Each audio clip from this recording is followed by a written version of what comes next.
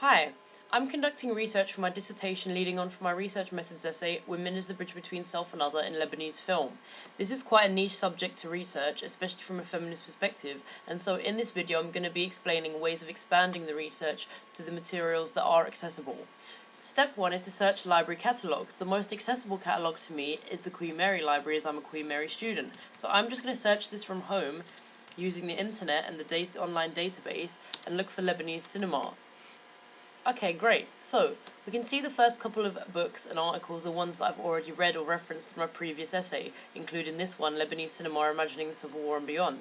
However, I have not yet read this article, Women's Role and Contribution to Lebanese Cinema by Mohammed Sueed. So, I'm going to click on this article and see what happens.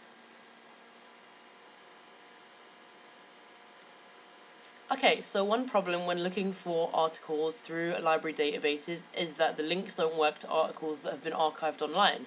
One thing that you can do is Google the name of the author in the article,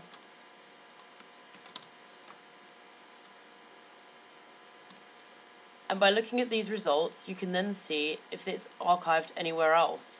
This is the same website, the Institute for Women's Studies in the Arab World, but Googling the article has allowed me to find the entire volume of the journal, which I can now look at fully online.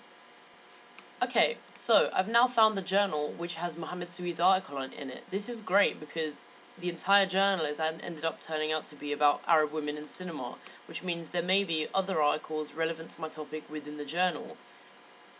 By simply looking at the contents page, or the table of contents here, I can see if any of the other articles within the journal appeal to my subject area.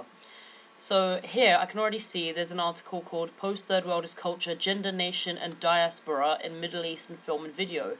This is something I can then look up later. Okay, so I've come to this article in the journal and I've seen that it's also written by Ella Shohat.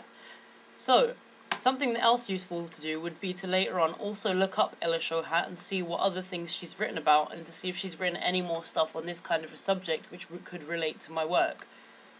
Another thing you can do is check the endnotes or the texts and films referenced within at the end of the article. So here we see it listed with every text and film the writer has mentioned.